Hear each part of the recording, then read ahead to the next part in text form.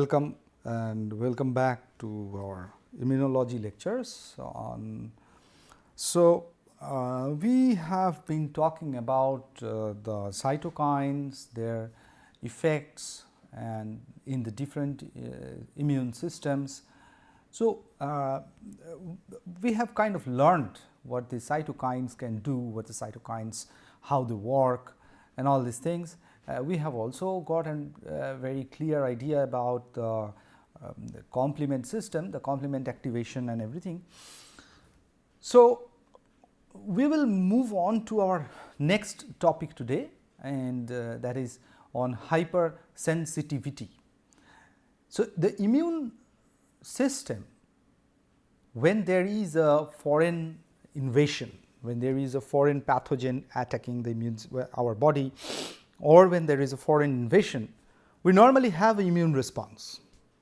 There is a immune response, the cells of the immune system, they immediately infiltrate that area, they go to that area and start to produce a response. But sometimes in response to certain environmental immunogens or antigens, there can also be a hyper response, that is increased response. It's often called it's a need to it's kind of a very hyperactive response from the immune system, and it's also kind of it probably the immune system doesn't need to respond in that way, and it's a pseudo response, you can say also. So, there are specialized cells in the immune system which sometimes does this kind of elicits this kind of response, and this kind of hyper response to any kind of foreign invasion, we refer to it as hypersensitivity. That means the immune system has shown a hypersensitive attitude towards that foreign antigen, and it is also a kind of an inappropriate, we can also sometimes it is described as an inappropriate immune response. So, it is not the appropriate immune response that should have developed. For example, we face it very often like a response to, we can have response to dust, for example. Some people have allergy for dust, some people have allergy for the pollens. And there can be many other ways of this kind of inappropriate immune responses, and this all together can be taken into consideration, and sometimes they are known as hypersensitivity. So, we call it the overall response together, we call it the hypersensitivity reaction. Now, these hypersensitivity reactions can occur in many ways. So, there can be different types of immune responses which there are different types of this kind of hyper responses from the immune system or inappropriate responses from the immune system when it comes in contact with immunogens or antigens, particularly allergens, we sometimes also call them as allergens, and that can lead to a hypersensitivity reaction. And the main manifestation of this kind of reaction is you will start having an inflammation. So, the major immune effector pathway is an inflammatory pathway. So, there is inflammation, and you can have histamine release of histamine and other inflammatory vasoactive amines, which leads to or enhances this inflammation, and due to that you can have swelling, you can have local swelling, local redness, even you can have a systemic response, and that can lead to fever and many things. So, for example, a very common form of this hypersensitivity reaction is like allergic rhinitis. We all have it. We have during the change of the season, when there is the pollens in the air, and some people are very sensitive to these pollens, and they can develop this kind of hypersensitive reactions. And you can have a running nose, you can have cold, you can have fever, and all these are immune response to that particular allergen, and that depends on that particular person's immune system, how he or she responds to that kind of an allergen. So, this kind of immune responses can actually be again reclassified into at least 4 different types of hypersensitivity, or 4 different ways the immune system can respond to these kind of agents. And one of the very commonest form of this response is the type 1 hypersensitivity. So, type 1 hypersensitivity primarily is mediated by IgE. So, it is an IgE mediated. So, all these hypersensitivity reactions, let us be, so there are at least hypersensitivity can actually be classified into at least 4 types. So, we have type 1, then we have type 2, we have type 3 and type 4. So, all these hypersensitivity reactions type 1, 2, 3 or 4, whatever it is, all of these hypersensitivity reactions, they originate from, they can either be originating from the humoral branch of the immunity or from the cell mediated branch of the immunity. So, they are usually either antibody driven or T cell driven. So, they are cell mediated. So, for example, type 1, type 2 and type 3, these are mostly antibody driven. Type 1 is IgE driven, it is mostly driven by IgE. Type 2 IgG mediated, and type 3 is antigen antibody complex mediated. So, it is formation of the antigen antibody complex, and type 4 is mostly cell mediated. So, it is T cell mediated. So, these are the 4 different types of hypersensitivity reactions that can occur. Either it can be IgE mediated, IgG mediated, or it can be a antigen antibody complex mediated, or it can also be a T cell mediated immunity hypersensitivity. So, let us look into what exactly occurs in each of these hypersensitive reactions and what kind of manifestations they actually produce. So, let us first concentrate on the type 1. What is the type 1 hypersensitivity reaction and how it occurs? So, moving on to the type 1 hypersensitivity reaction. So, as I told that most of these allergies that we see, allergy to pollen, allergy to dust, most of these allergy caused by the allergens, that is the allergy causing agents, they are mediated by the type 1 hypersensitivity, and they are mediated by IgE, in immunoglobulin E. Now, of course, then that means it involves the B cells. So, then the initial part of this hypersensitivity reaction is initiated by these dendritic cells, and these dendritic cells, as we described, that these dendritic cells are one of the major connectors between the innate and the adaptive system. So, whenever there is an allergen coming into our system, these dendritic cells, they can actually process and present that allergen. So, they can present the allergen and that as an antigen. So, that antigen is presented to the CD4 plus cells, that means the cells that develops into the T helper cells.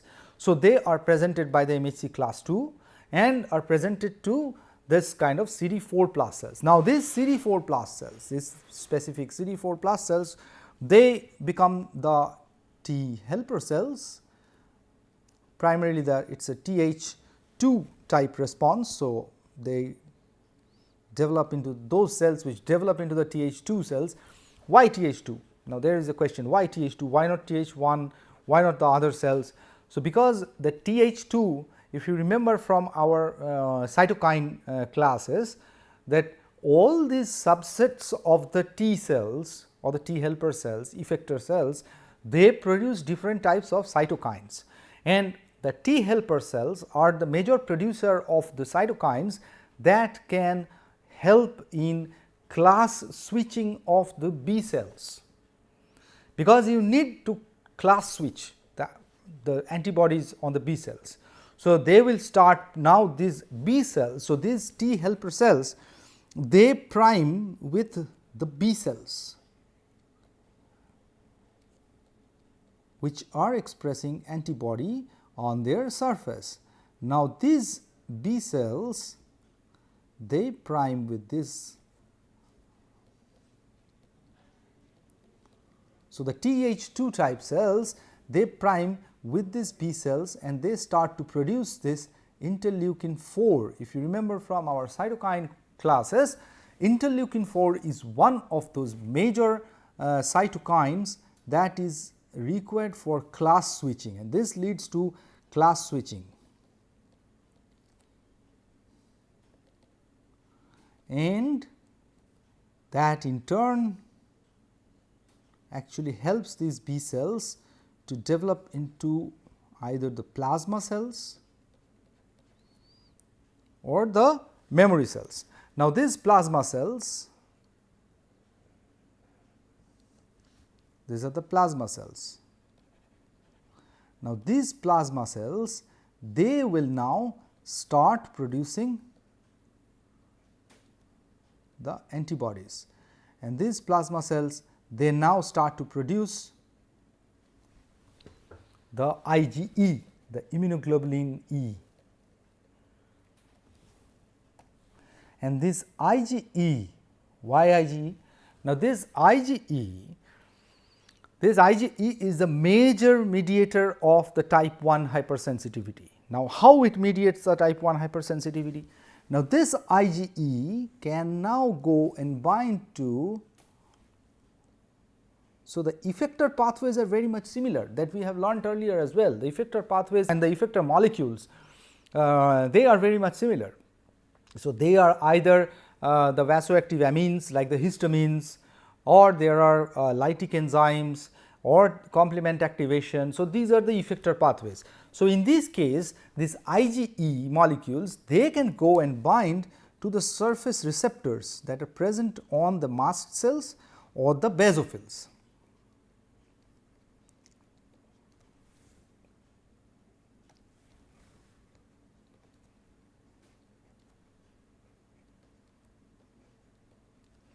So, now they can bind to a specific class of receptors that are known as the Fc receptors. And these Fc receptors, they are present on the surface of the mast cells or the basophils. So, these are the mast cells or the basophils. So, now and that leads to degranulation of the mast cells. Now, these mast cells which contains the granules, and these granules are nothing but these granules are carrying the histamines. So, the vasoactive amines, and they will start to release the different vasoactive amines like histamine, leukotrienes and many other things.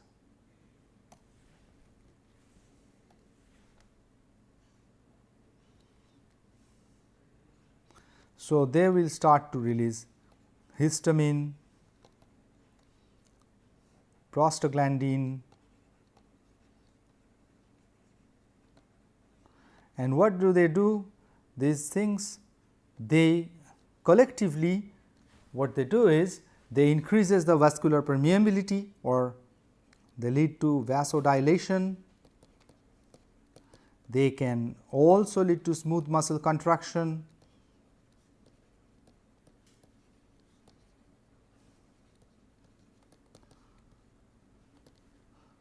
And then you will have enhancement of inflammation. So, there will be an enhanced inflammatory response, and then you will start to have itching, you will start to have fever, you will start to have cold, you can have cough, you can have cold, you can have redness and swelling, a local swelling, redness, all these things starts to occur.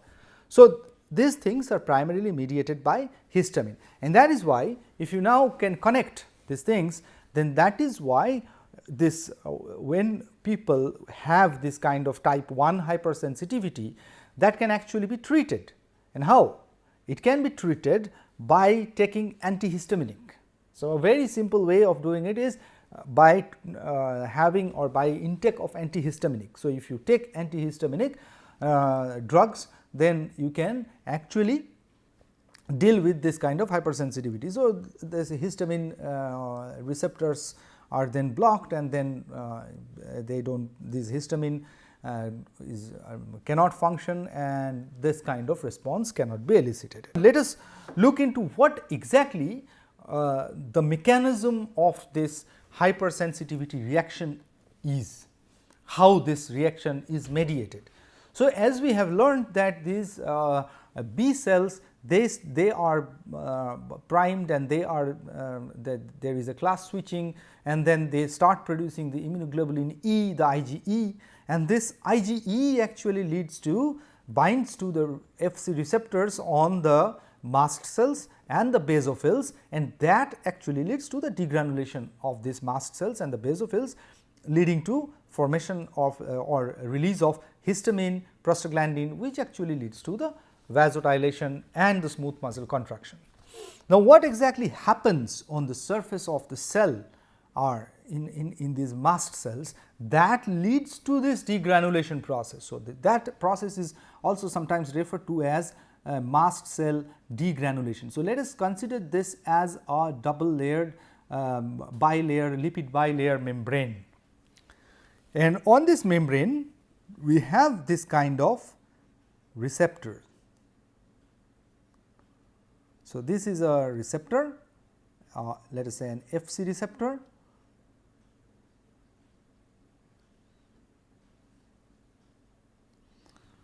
and this Fc receptor can bind to the antibodies.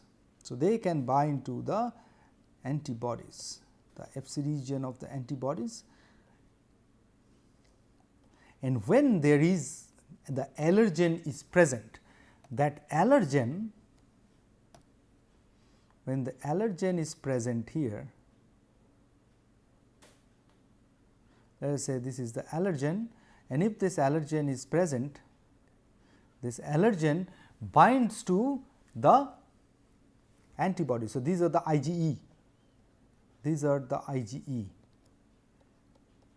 immunoglobulin E, and this IgE can bind to the Fc receptor. This is a specialized receptor Fc, epsilon R1, and these are also known as high affinity receptors. So, they have very high affinity for this antibodies, the IgE. So, these are the high affinity receptors, and when they bind to this Fc epsilon R1, they bind to this IgE, that leads to cross linking of the receptor. So, now the two receptors, they are cross linked, they are together. So, this is a receptor cross linking. So, there is cross linking of the receptors, and these receptors are, all of these receptors, they are associated with protein tyrosine kinase, and then this protein tyrosine kinase is activated, and activation of the protein tyrosine kinase actually leads to phosphorylation of a component called the phospholipase C. This phospholipase C is then phosphorylated. Now, this phosphorylated phospholipase C has many functions. What it does is, this phospholipase C can now convert the phosphoinositol bisphosphate to inositol triphosphate, that is IP3 and diacyl glycerol. I hope you know all these terms. If you have read biochemistry and molecular biology, you have seen in cell biology, signal transduction, you have already learned these terms or you have encountered these signaling pathways. There is conversion of the PIP2, that is the phosphoinositol bisphosphate, which is then converted to IP3 or inositol triphosphate and diacyl glycerol or DAG. Now, this DAG both of these components, this IP3 and the DAC, they perform separate functions. The IP3 is primarily required for the release of calcium from the endoplasmic reticulum. So, from the endoplasmic reticulum, there is release of calcium, and what this DAG does is it activates the protein kinase C. So, the protein kinase C, which is normally inactive, is now active. PKC. Now, this is the active PKC. Now, the active PKC along with the calcium, these together, they are required for contraction of the microtubules. So, they are required for microtubule contraction process. And this, so now these granules are nothing but sacs containing histamine and the vasoactive amines. Now, these granules, they can now, due to the contraction of the microtubules, they can now travel to and go and fuse with the membrane. And once they fuse with the membrane, there is exocytosis. So, now there is exocytosis and release of these granules into the extracellular space, leading to release of histamine or other vasoactive amines. And this process, this entire process is known as the degranulation. There is one more thing happening. So, on this plasma membrane, this plasma membrane usually it is a lipid bilayer, and it has the phosphatidyl serine. So, which is a lipid. So, lipid molecule present in the lipid bilayer, and there is conversion of this phosphatidyl serine to phosphatidylcholine. So, due to this receptor cross-linking of this Fc receptor, the Fc high affinity receptor, another event occurs is conversion of the phosphatidyl serine to phosphatidylcholine, and that leads to an increased fluidity of the membrane. So, now the membrane fluidity starts to increase, and now it opens up channels or pores for more calcium entry. So, there is more entry of calcium.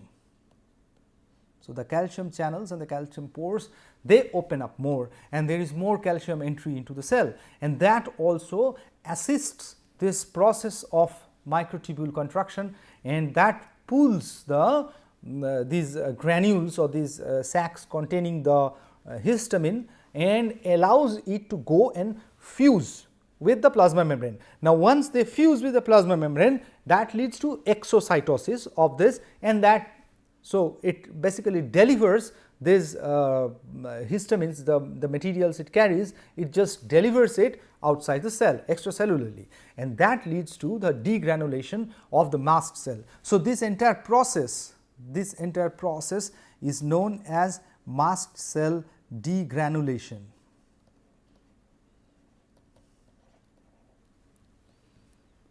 Of the mast cells. This also occurs with the mast cells and the basophils both.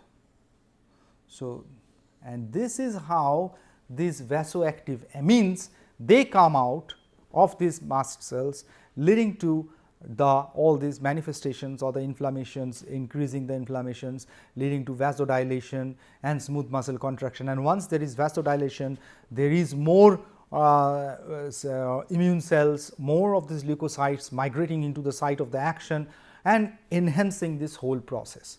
So, this is the very summary of the type 1, the mechanism of the type 1 hypersensitivity reaction, how it occurs.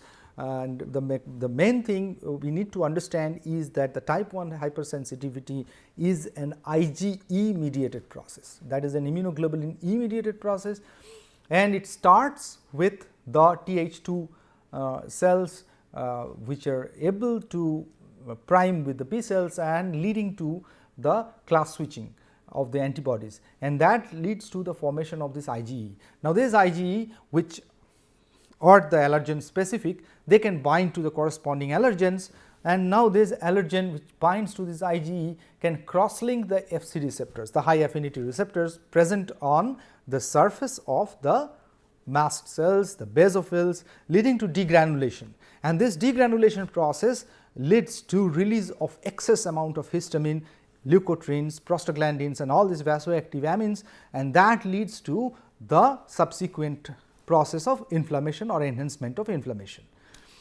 So, this is kind of the type 1 hypersensitivity, and the type 1 hypersensitivity can usually be elicited by a wide variety of allergens like the pollens, like dust. It is actually not dust is actually not dust. It basically contains some proteases like DRP for example. So, these proteases are actually the responsible for eliciting the hypersensitivity reaction. This protease is the allergen actually, it is not the dust. Dust does not mean anything, dust is not just dust. So, those people we very often say that I have dust allergy. We often say I have allergy to pollens. So, people who has allergy to pollens, they has to be very careful during the month of the spring when there are a lot of pollens in the air, and that can cause this kind of type 1 hypersensitivity and leading to allergic rhinitis and many other manifestations in those people. So, this is the type 1 hypersensitivity we try to understand. And then there we can then there is a second type of hypersensitivity, we call it the type 2 hypersensitivity. As I told, it is mostly mediated by the type 2 hypersensitivity. So, the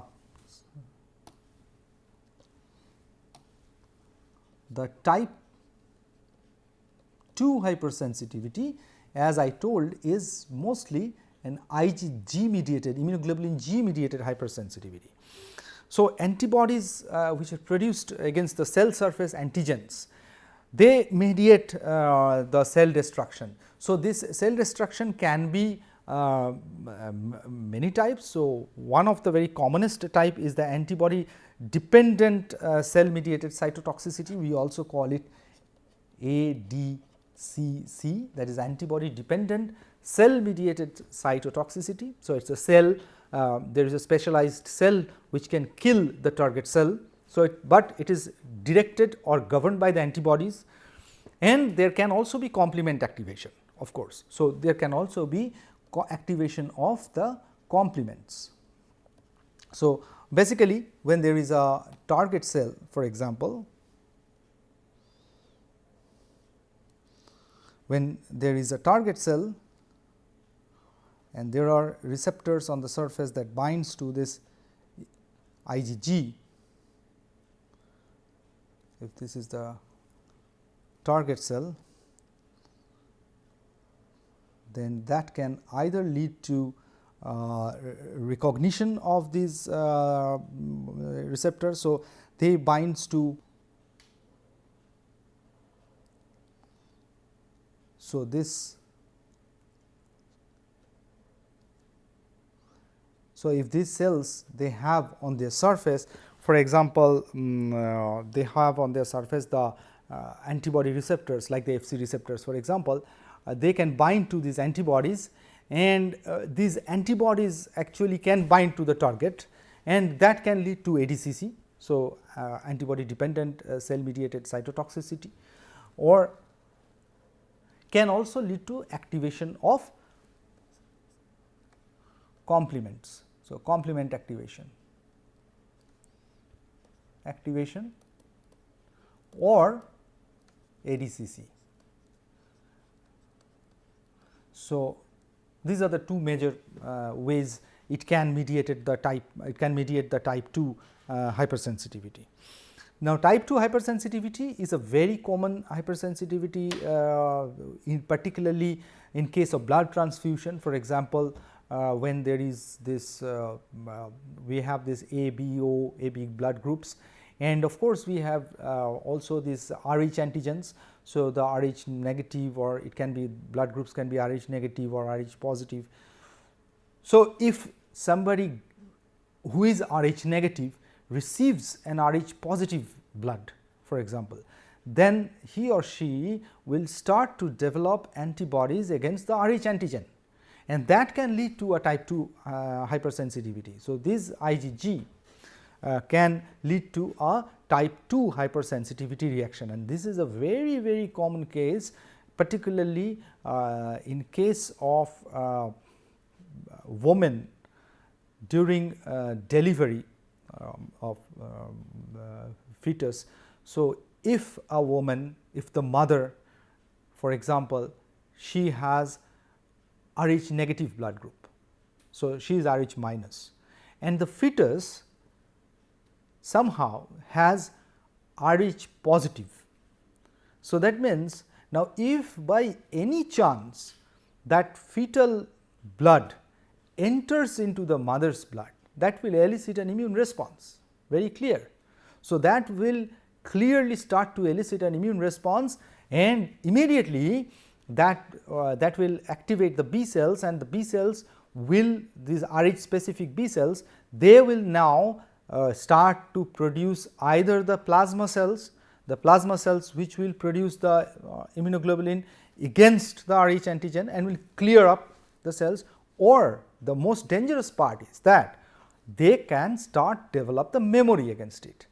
So, if it keeps in the memory, so it will remember, so it will remind it, so it will remember, and it can be deleterious, it can have deleterious effects if the mother conceives for a second time. That means, if the mother has a second pregnancy. In the first pregnancy it is not a problem, because the mother's blood and the fetal blood is very well separated. There is very little mixing between the two blood. So, the fetal blood hardly mixes with the mother's blood. So, there is hardly any mixing of the fetal blood with the mother's blood. So, there will not be any response during that delivery, during that pregnancy.